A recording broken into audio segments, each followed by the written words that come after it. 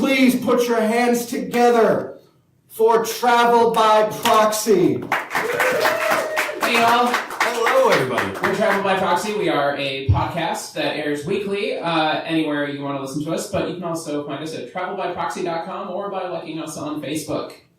So we're going to record live. We ask that you just give us some silence for a moment while we start the recording and start playing our intro, and then we'll go ahead and get started.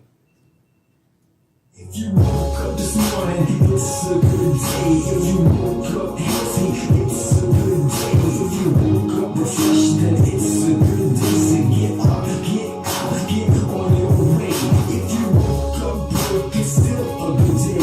And if you woke up diseased, it's still a good day. And if you woke up exhausted, it's still a good day because you woke up. So get on your way.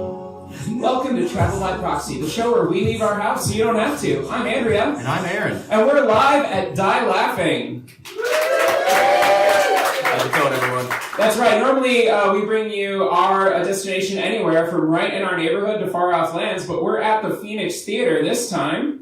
And we are still bringing you our experience, some history and a taste of each destination by sampling something kind of unique to it. So whether you're listening to this in your car, on a train, on a plane, or in Spain, or right here at the Phoenix, you'll learn about something to add to your bucket list. Or remove from it. Today, we're going to start by talking about this building that we're in. And we're going to also kick things off by sampling a taste of one of Aaron's delectable creations. I'm making Moscow Mules that I've added. It's a spiced orange alcoholic ginger beer, too, so there's always more booze in it. And then we are going to go ahead and explore San Antonio, Texas.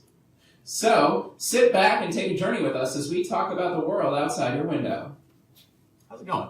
Not bad, Aaron. How are you doing? I'm doing all right. So I forgot a bottle opener. It's the one thing that I forgot on my prep for today. You don't have a bottle I opener? don't have a bottle opener. How could you not have a bottle opener? It's a good thing we have a live audience with us, right? Somebody's got to have a master key on them.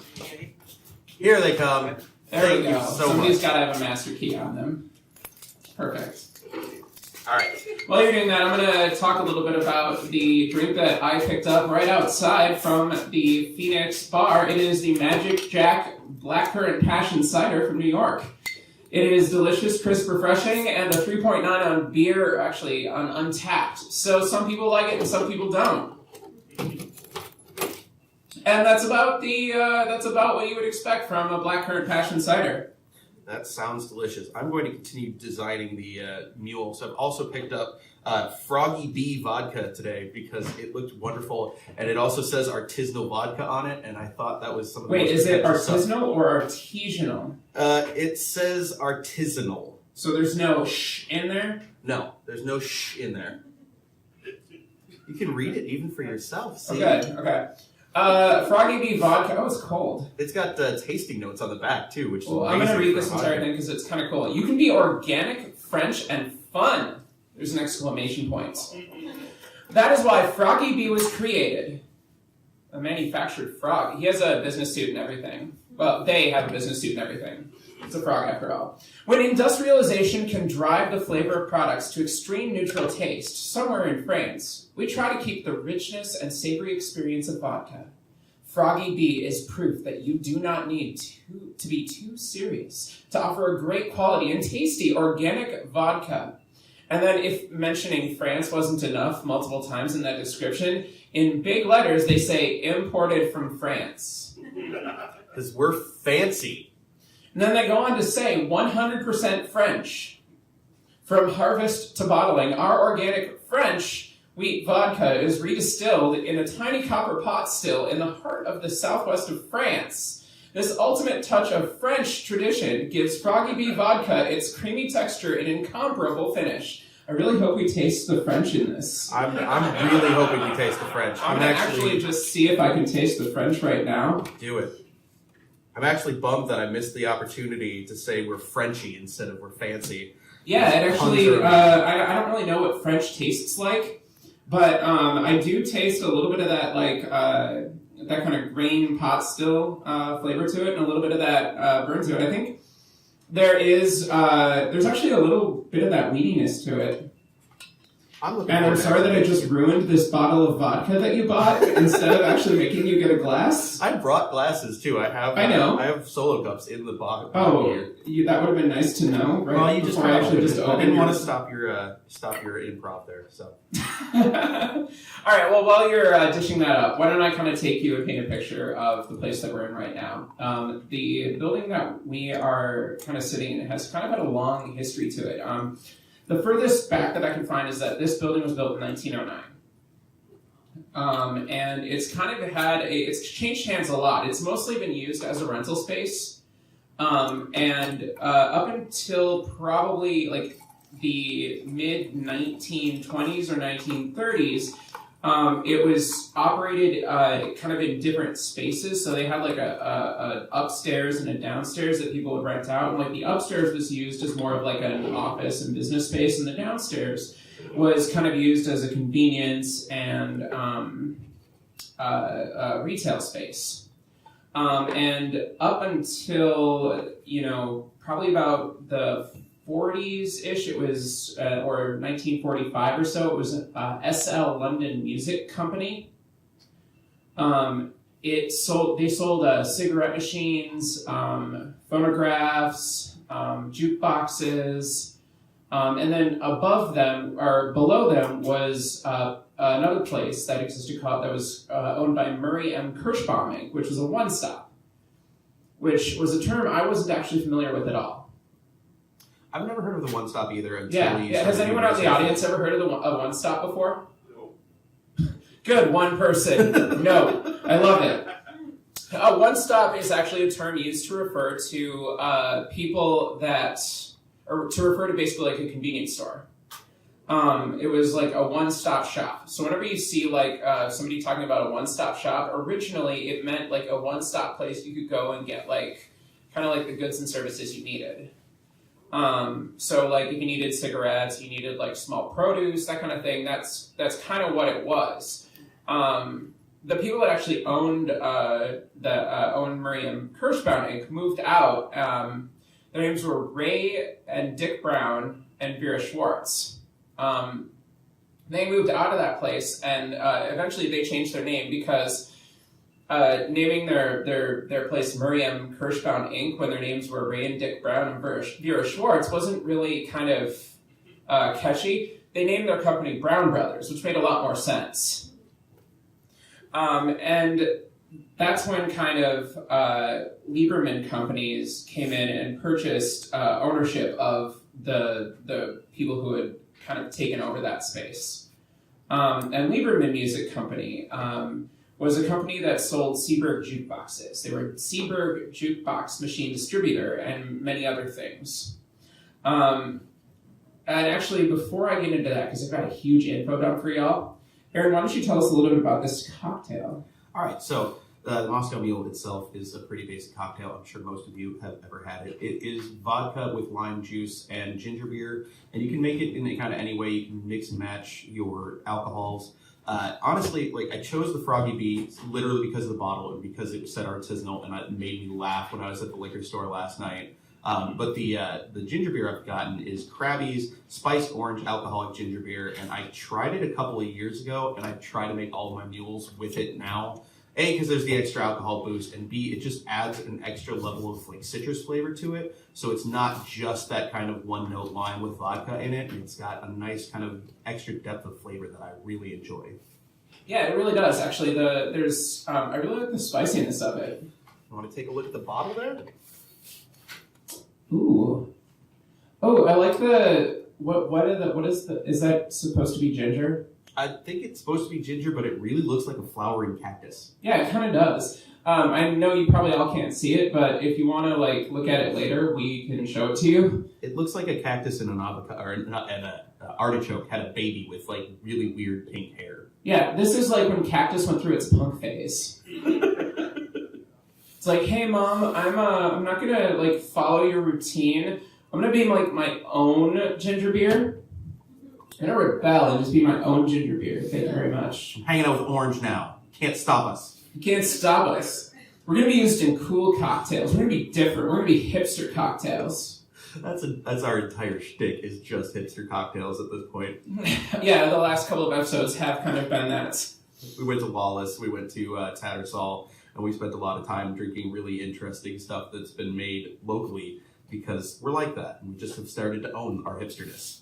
Aaron, why don't you tell us a little bit about Lieberman Companies and how they got their start? Gotcha. So they started as a jukebox. Because I really like this. They started as a jukebox distributor for Seaberg, but now they actually sell ATMs. So they are a certified ISO processor of ATMs, amusement route operator, and owners of Elise's Place gaming establishments in Illinois. Elsie's Place. Elsie's. Wow, I read that wrong.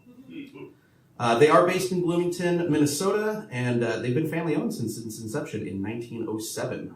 Samuel Lieberman, who was a Lithuanian immigrant to Minnesota, started that company in 1907, and it was a small business just making and servicing coin-operated machines in bars and restaurants. And interestingly enough, about the time when he was servicing coin-operated machines in bars and restaurants, there was sort of a bunch of articles being written in industry magazines at the time about how St. Paul and other cities around the country were kind of cracking down on like pinball operators and like gaming establishments because they were viewing pinball as gambling.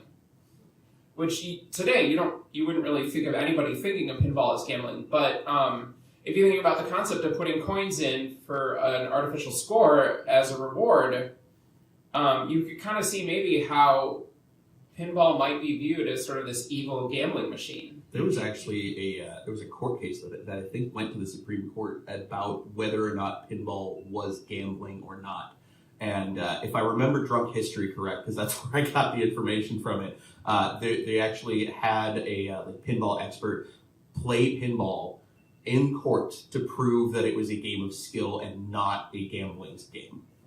Yeah, and the other thing that I think, one of the other reasons too, is that some of the people that were kind of owning these like arcades and putting pinball in bars were mob owners, people that were owning like liquor licenses at the time.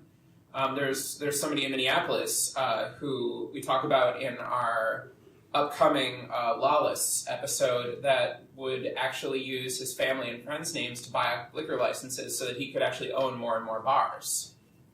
Yeah, because you could only hold so many as a single individual or corporation at that time. So he just Correct. One, got a actually. racket going, quite literally. Mm-hmm. And surprisingly, that's actually not what he was arrested for. It was prostitution. Because it's always something completely opposite of the actual crimes that they're committing. Anyway, back beyond coin-operated machinery. So after Samuel Lieberman passed away in 1938, his son Harold formed the Lieberman Music Company, and they were the jukebox distributor, and it did an additional division called Viking Vending, who distributed food and drink machines. Does anybody recognize Viking Vending? Yeah, exactly. They are still all over the place. And then they still operate that business with the fourth generation owners, Hal and Dan. And they, in addition to the ATM, they also operate a 275 customer amusement route in Minneapolis, Minnesota, in St. Paul called American Amusement Arcades. And then they also own Elsie's, because I'm going to pronounce it right this time, place gaming restaurants in the Chicago area. And the first Elsie's opened in Worth, Illinois in May 2014. It might be Worth, Illinois' claim to fame. They have a casino. They do. All right, and then in January of 2016, so we're getting actually really close to current day, American Vending Sales acquired Lieberman Company's amusement and vending distribution business. And then they still sell ATMs with RBS World Play. And in 2010, Lieberman Companies was named the top 10 distributor of ATMs by Payment Alliance International, PAI, a provider of electronic payment processing solutions. I actually used to work for a company that provided cash access and ATM info. Really? Or like access. Yeah, we. It was a job that I did 10 years ago now, and the company provided cash access. You could do check cashing, and then they ran ATMs mostly in casinos there was a lot in Wisconsin, kind of northern Iowa, And my job was literally to track down people who owed us a lot of money and try to contact them and collect for them. I did that for like 8 months. That sounds a little Ridiculous? yeah. Yeah. No, We're going with ridiculous. It was very ridiculous, and it was, I have my like professional phone voice, and everybody who's ever worked in an office environment has that. So it's just me like, "Hi, this is Aaron from Company Redacted. You owe us $45,000. Could you start paying that, please? That would be great. Cash or check, not really accepted other than electronic transfer or cash if you provide it to these locations." And most people hung up on me. That was 90% of my day. They also started, I think, the Playland arcade business. Mm-hmm. So if you've ever been to a Playland arcade, they were behind getting those Playland arcades out there. Although there really aren't too many of those anymore. They purchased the. They also kind of purchased the brand name of, let's see, the A&W restaurant. Oh, A&W purchased the company in 1997. Oh, okay. Yeah. They had a restaurant. They had restaurants, actually, called Carousel Snack Bars that A&W purchased from them. In 97. And they also, they had Lieberman Enterprises, and they were the second largest distributor of music and movies in the U.S. In the 80s and early 90s. And they were actually a publicly traded company at that time. So the fascinating thing about this for me, as kind of like a history nerd, is to watch how kind of everything kind of tendrils out from where you are. Like you have something that that started as like a convenience store, and the Brave New Workshop rents it out. But up until that point, you have somebody that sold cigarette machines, like little capsule vending machines, like the little kind of things you would go and pay like a quarter and get like a little knickknack. And that company is the one that, has maybe an ATM or has a thing that you went and bought like a Coke from or a bag of chips from. Like, it's amazing to see the weird interconnectivity that exists there. And actually, after Lieberman kind of shut down their operation there, because they're a big company, they didn't really need yet another office in Minneapolis because they already had one over on Penn Avenue and eventually over in Bloomington. There was also a place called Hennepin Wheel Goods Corporated or Company. Hennepin Wheel Goods Company that sold like bikes and like tricycles.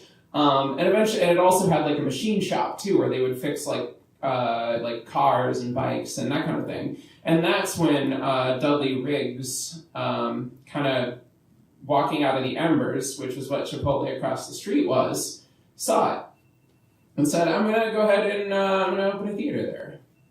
And this comes from Margie Simmons, the current outreach director from Brave New Workshop. I reached out to her to get some additional information for this one. She says that it was a machine shop before Dudley Riggs signed a lease in November of 1965. At some point, the building was split in two. On one side, it had sort of a hair salon called Nouveau Salon, among other businesses. But it was a salon up until about 2002 or 2003, when the current owners of Brave New Workshop, John Sweeney and Jenny Lillidahl, took over Nouveau's lease and kind of smashed the two spaces into one, which is sort of the place that we're in today. It really is. And It's really weird to think that the snack bar used to be a hair salon. Yeah. Isn't it? Like, you look at that space and it does not look like it should be a hair salon, because obviously the chairs and everything are gone and none of the sinks exist, because that's how, renovations work in businesses. But yeah, like all that space was a hair salon. Like the place that we're in right now, you could be sitting like right over a spot that somebody was like sitting under a car, or like over there, you could actually be sitting in a place where a cigarette machine was, or an ATM, or any other dozens of machines that they just kind of had hanging out for purchase or rent to other businesses. Mm-hmm. Yeah. So it's just astounding to see the evolution of where we ended up in terms of getting from point A to point B, and just the storied history of a building like this place. I think to kind of close off our long-winded history of this place, I just want to call out, I found an article, I think it's either the St. Thomas or the St. Kate's newspaper from 1973 that talks about the Brave New Workshop opening, and it's just a very short stub that reviews it, and this is their review. This is usually very funny and always very secular. Christians may have a hard time with some of the stuff, but if you can get around it, you'll be in for a lot of laughs. Uncle Sam's the mother of them all, or Who Will Buy the Bicentennial through December 21st. Monday night at the workshop, Mondays at 8 p.m. That's the entire review. 90%. My sensitivities don't allow me to really go there, but it was funny. Exactly. Yeah, and that actually kind of brings me to the space that we're at today. The idea that the Arts Nest in Phoenix have kept theater happening here and have kept the spirit of performance alive. That we have Fearless putting on a marathon here. That we have artists contributing and donating their time to do stuff like this today. Highlights that the creative spirit is alive and well in 2605 Hennepin Avenue. And then you get to watch us drink. Or spill our drinks. Would you like a napkin? Because I brought those too. Because What? You brought napkins? I brought napkins. I brought everything but a master key. You should see, if you see the bag I have over here, it's just full of stuff. Did you bring snacks? I do have. I have honey roasted peanuts. Oh no, we can't have those. Okay. That is the only snack that I happen to have in the bag, and I'm sorry for that. It's okay. I don't actually need snacks. Aaron. Yes. We have this thing at Travel by Proxy where if we've both visited a place and we've tasted something, it's the completely arbitrary review scale. It is the thing that keeps us coming back, because really, when you think about reviews, they're kind of dumb. They're basically bullshit, because it's just some person's opinion assigning a number scale to something just arbitrarily, and that really doesn't tell you anything. And really, when you're talking about a review of a place, unless it's absolutely terrible, in which case, why bother reviewing it in the first place? Why not just say what you liked about a place? Yeah. So that's why we came up with the completely arbitrary review scale. Before we get into that, the one thing that really cracks me up is I spend a lot of time looking at reviews for the place that I work, and also for our podcast and other things. The things that I found in just searching reviews on Google, TripAdvisor, Yelp, everything like that, you will find some of the weirdest things that people are just complaining about this one interaction that they had, and it sometimes is valid. But my favorite are the people that give a place 3 stars and they're like, it was great. I would love to come back here every day. And it's like, why would you give it 3 stars? It's an up to 5. If you think it's amazing and you want to come there all the time, just give it the 5 stars. Exactly. It doesn't make sense to me either, which is why there's no sense in assigning a number scale to any kind of review. So, on our completely arbitrary review scale, we just say the one thing we like that would keep us coming back. I mean, for the Phoenix Theater, I would think it would be... It reminds me of being in Uptown, when I was younger, 10 years ago. So it's just a summer day, wandering around and then wanting to go somewhere dark and get away from the sun for a few minutes and just watch something funny. That's really cool.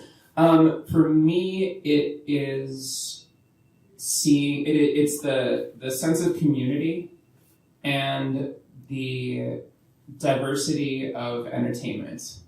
That's what would keep me coming back to the Phoenix. That and the sign that's on the bathroom downstairs in the green area. I don't know if anyone's ever seen it online. It's got a photo, and it's got kind of a centaur with tentacles, and then a mermaid, and it just says, whatever, wash your hands. Yeah, okay, I'm revising my review. That is why I keep coming back to the Phoenix. All right, so we're going to just take a brief podcast pause so that we can cut this episode in half, because we also have a commitment as Travel by Proxy that our episodes will never be longer than a half hour. So even though we blocked an hour's worth of time off for our podcasts, we're never going to go longer than a half hour for our show. We wanted you to actually just be able to do a normal commute, listen to us one way, or listen to us one way there, one way back. Yep. So I'll actually stop talking, which is difficult for me. It's difficult for both of us. Aaron, stop talking. Welcome to Travel by Proxy, the show where we leave our house so you don't have to. I'm Andrea. And I'm Aaron. In each episode, we talk about an experience anywhere from, I completely forgot this, from right in our neighborhood to far off lands. We're live at Die Laughing 2019. And since I had this up, I'm going to say my bit, which is we bring you our experience, some history, and a taste of each destination by sampling something generally unique to it. So whether you're listening to this in your car, on a train, on a plane, or in Spain, you'll learn about something to add to your bucket list. Or remove from it. In this week's episode, we're in the second half of our live show at Die Laughing, where we're going to talk about San Antonio. San Antonio, Texas. And we're going to specifically focus on our experiences in San Antonio. At this point, I really want to talk about the Riverwalk. Oh, I love the Riverwalk. Has anyone ever been on the San Antonio Riverwalk in the audience? Is it not like the weirdest, best thing you've ever done?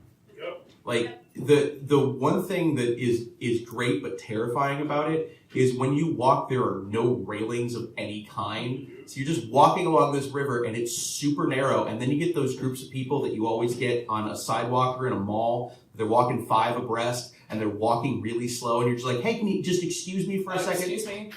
But they don't care, they don't listen, and you're trying not to fall in the dang river. And you just had margaritas at the Mexican restaurant, right on the Riverwalk, too. Yeah, and or you went to one of the barbecue places and had like 6 beers. I love Texas barbecue. I love barbecue in general. Texas is great. Kansas City is great. I like anybody who sits there and talks smack about the various different types. Oh, it's like, North Carolina, our barbecue is so much better. I don't care. It's barbecue. It's good barbecue. food.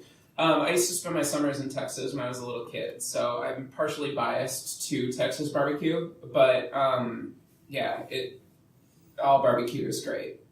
I remember when I was down there was a lot of people who kept telling me that I needed to go to a specific barbecue joint. I'm not going to mention it because it's a chain joint.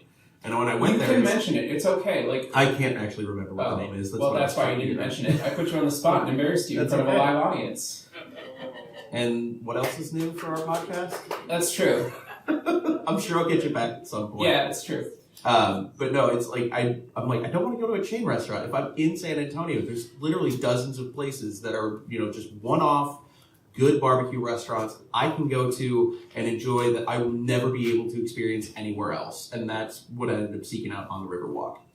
I think for me, my Riverwalk memory was taking my spouse to it, and sort of both of us not really knowing what to expect, because the last time we did it, I almost said the last time we did it, I was a little kid, but that would be really awkward in phrasing. The last time I did it, I was younger, so I was in that phase where I just didn't want to be anywhere at all.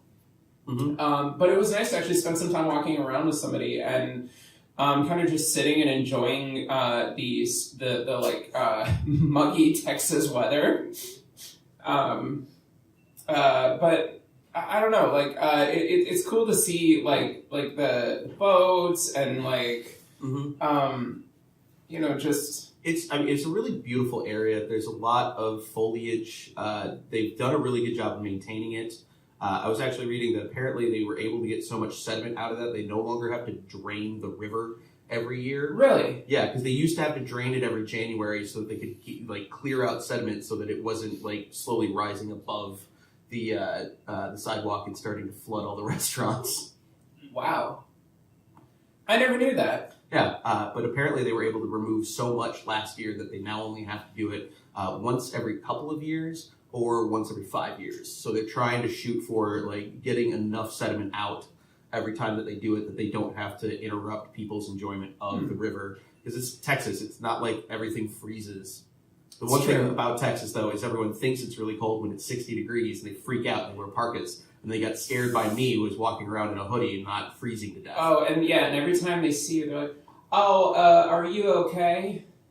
Are you okay, hon? The amount are you warm of people. enough?"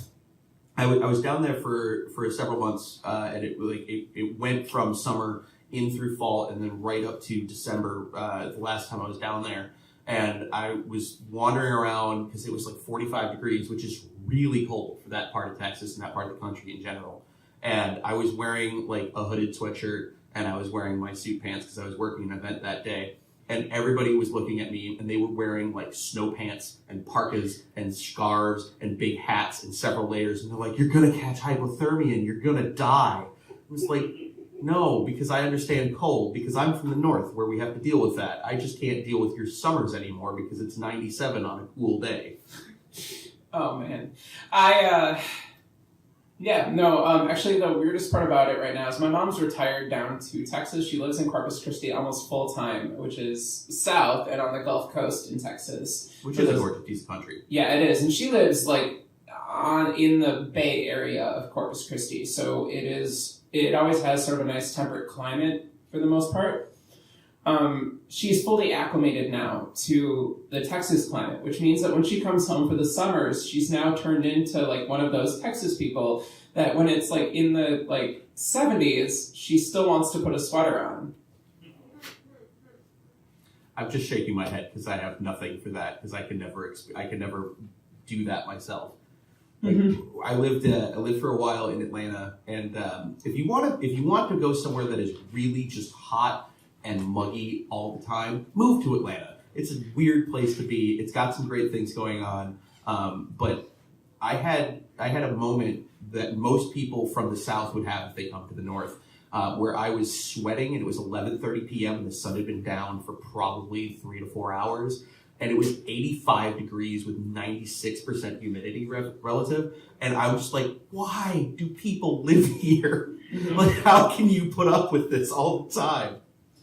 I think one of the formative memories of kind of growing up and spending my summers in Texas when I was a kid was visiting the Alamo in San Antonio. And the first time I went, I was really excited because I had read books about the Alamo and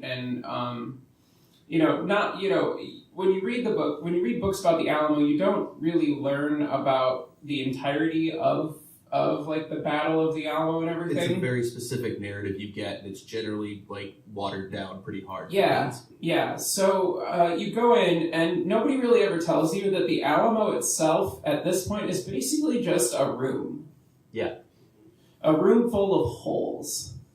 And a gift shop. Yeah. And so, imagine being a 10-year-old with ADHD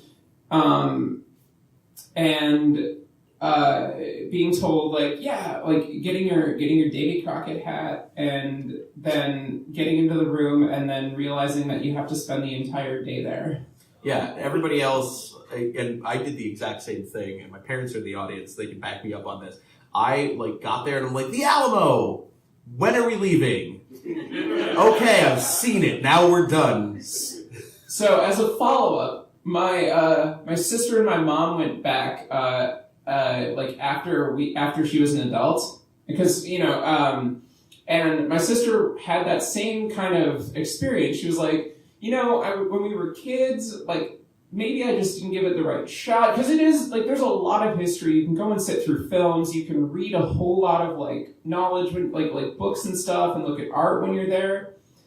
So she went, and she and my mom went with my aunt, who was a school teacher, and my aunt dug everything. She wanted to go watch the film. She wanted to reread all of the signage and everything.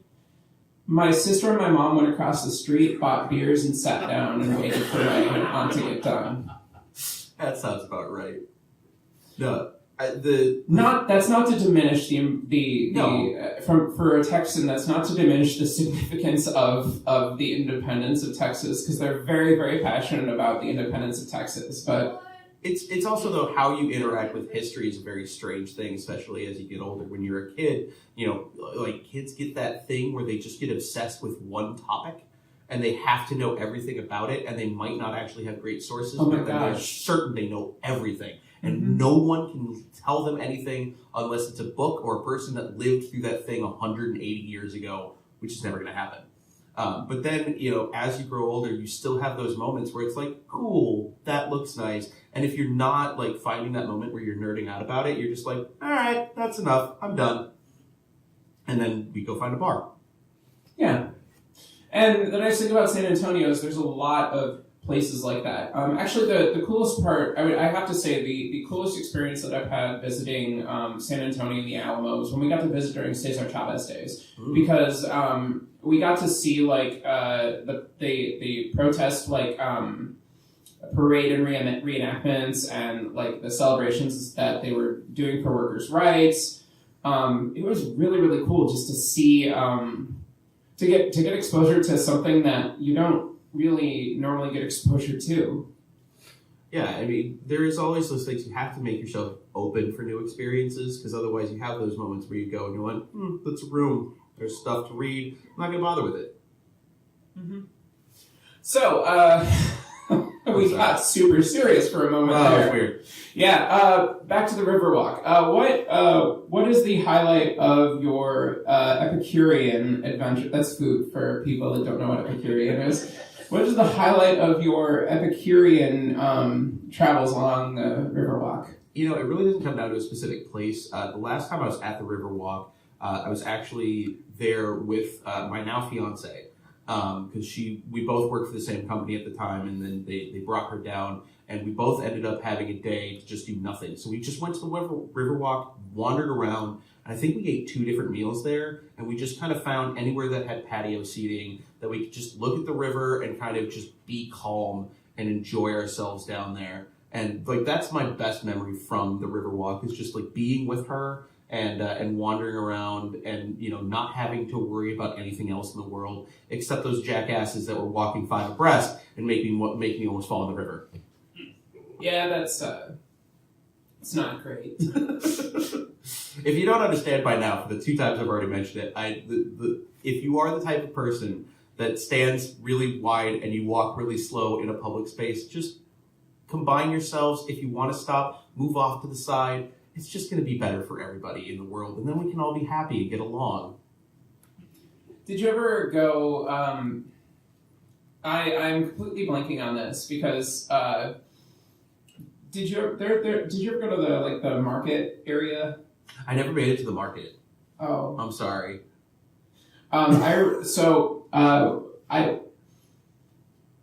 Because, as I said, I used to spend my summers in Texas when I was a kid. We traveled down there with one of my best friends at the time when I was in like 3rd grade. And we got these, when we were in there, we got these gold rings. And I remember getting really excited that I bought a gold ring with my own money for $10. And I remember being really, really excited about it. My mom giving me just that judgmental mom face. It was a custom-made gold ring too, because we were really geeking out about it. Because at the time we had our own gaming clan. We called ourselves 8BC because we were the 8-bit coalition. Yeah, it's okay. You can laugh. Like to this day, I wholeheartedly hold on to that because it was. Yeah. Anyway, we had our 8BC rings that we got, and I remember trying to explain the significance excitedly to the person who was making them, and my mom just going, he doesn't care. Just let him make the ring. And my brain, of course, focused in on explaining the history behind it, because whenever I get passionate about something, I just like to talk at you for as long as I can. You have to know why I love this and love it as well. Exactly, yeah, except without that tone. Yeah. You must love everything I love, right? Yeah, the excitedness of it. Anyway, so we finished it, and we wore them for We wore them all day. We finally got on the road and we went to my aunt's house in Corpus Christi. The next day we got up and went swimming in the ocean. And when we got out, our fingers had turned completely green. Because they were cheap fake gold. Yeah. I still wore that ring for a year and a half. Of course you did. I just took it off every time I washed my hands. That usually makes sense. All right. So for the taste of this, I just kind of picked up some other things. So I've got us a sampler pack of Loon Juice ciders. So we have a strawberry shandy and a ginger mojito. Which one would you like to taste? Shandy. Go for it. I did bring cups. Oh, good. Oh, good. Does anyone else want to? Or, well, I suppose that's probably not the right thing to do. Never mind. We were told not to do that. We were told not to do that. Here's a couple of ice cubes as well. Just He because brought ice cubes. I was prepared with literally everything except the bottle opener, and thank you. Do you have a first aid kit in there too? Not at this time. Oh, so not everything. I had to ditch the first aid kit so I could fit all the booze in it. All right, so Andy's going to go for the strawberry shandy. I'm going to go for the ginger mojito. These are flavors I have not tried before. We've done the Honey Crisp before on the podcast, but I haven't really gone with any of their other flavors to this point. So I'm actually really excited to taste this. Because really, when it comes out of Aaron doesn't like beer. No, and I do actually over the course of this podcast keep trying to get him to actually like beer. we found one. We found one. One that I and it really wasn't liked. really a real beer. It was Rogue's Hazelnutely Choco-Fabulous beer. Yeah, you hear that word? That is just candy in a beer bottle.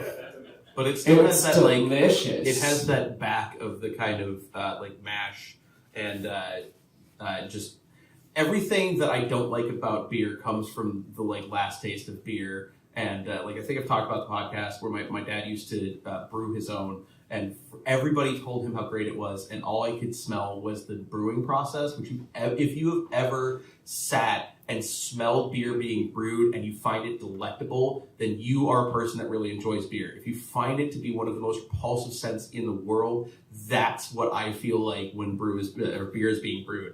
Because it just, for whatever reason, I cannot find that as a pleasant scent.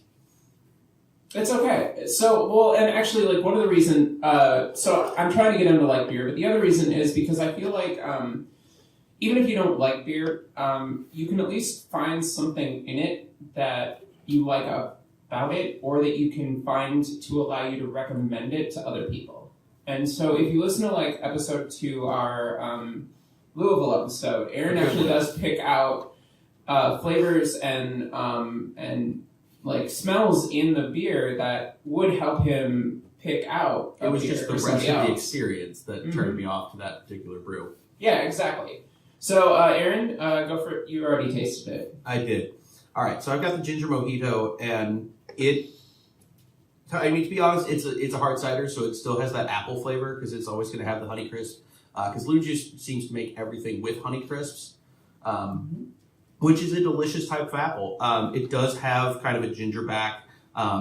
It doesn't really taste much like a mojito to me, but that's because I generally make my mojitos with blackstrap rum, so they're a lot more pungent. As we already established, you're really fancy. I kind of am, but I'm also... It's weird, because when I make cocktails, I want to make a really good cocktail. I want to use good ingredients. But every other day when I just want to have something that's alcoholic to drink, I literally pour vodka in a cup and then fill it with Kool-Aid. Can you... And I have the weirdest dichotomy with booze where it's just like, oh, hey, yeah, no, I have all these other things that I have on the table with me, and then I go home and it's like, I made Kool-Aid and I'm going to put vodka in it.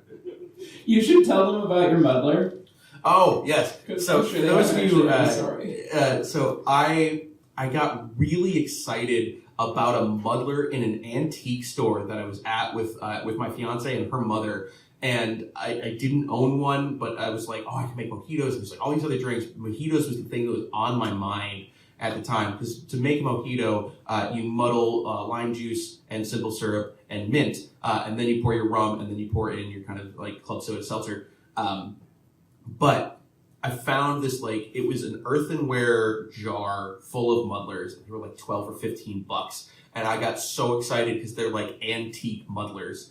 And I had to explain to my fiance and then her mom why I wanted to buy this thing, because it's literally it's a wooden dowel. It's like a foot long, and it has kind of a like more wide flat end at one side and then kind of like a curved handle. And I think there's actually a photo that we posted with the episode. We did for with the episode. But I'm sitting there just like geeking out about a piece of wood that I can use to smash up mint and simple syrup and lime. And it I own it. I got it. And every time that my fiance sees it, she's just like, when are you going to use that? I'm like, we made mojitos like 6 months ago. What do you mean, when am I going to use it? So now I need to go make mojitos when I get home so that I have used it again within the year. All right, Andy, let's give a taste of the summer shandy, or the strawberry shandy. It tastes like how I imagine Rochester should taste. Are we talking Rochester, New York, or Rochester, Minnesota? Because different places. Well, no, this is actually made in just outside of Rochester. Okay. For people that don't know, it actually it has this one actually does taste like strawberries and syrup and sweetness. Like there's a little bit of tartness on it. It's really good. I like this one. I didn't want to do the ginger one after you had me do a ginger thing. Oh yeah, after we already had the ginger beer. I don't normally do meals because they trigger my acid reflux. I'm sorry about that. No, it's okay. I enjoyed it. It was delicious. I mean, honestly, and to go back to the mule for a quick second, again, I found the alcoholic ginger beer at Total Wine a long time ago. And it's just like, I can put more booze in something that's already alcoholic. This is my thing. This is exactly what I love. Because anytime I can add more booze, I used to drink Appletinis, which a lot of people made fun of me for. And I also drank the Long Island's that they made at TGI Fridays a long time ago, where they added like watermelon pucker instead of Coke. And so it was just like there's people like, oh, you're drinking this weird fancy drink that's got a bunch of extra sweetness. Yeah, and there's more booze. Everything is much more alcoholic. That's the best part. If every part of this drink can have booze in it, then I'm going to be much happier. That's why you generally prefer your Minnesota Nices to your I have no other drinks off the top of my head right now. I do love the Minnesota Nice. That is the one drink. Because that was in our first episode. If you haven't listened, go for it. But everywhere I have traveled, whenever I've been somewhere for a couple of weeks and I've just kind of lost my mind and needed a taste of home, I've found a bartender that would make me that, and then I just drank a couple, and every single time they're just like, what the hell is this? And I'm like, taste it. And they're like, I mean, it's really good, but why would you do this? I'm like, because I drank it a long time ago at home, and all I wanted was just to remember, those days when I had nothing else to do but go to a bar on a Tuesday and drink until 2 a.m. Mm-hmm. Yeah, and for me, I don't know. Like for me, I've been we went on a gigantic rum buying spree.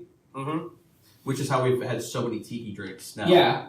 I mean, I really, really, really want to make you. I just want to make you tiki drinks for the next 5 episodes, if that's okay. That's all right. I should bring. So if you haven't been to Psycho Susie's and you're in the audience, go. Also, I have a one-eyed Willy glass that I made sure and pick up because it's my favorite glass from there.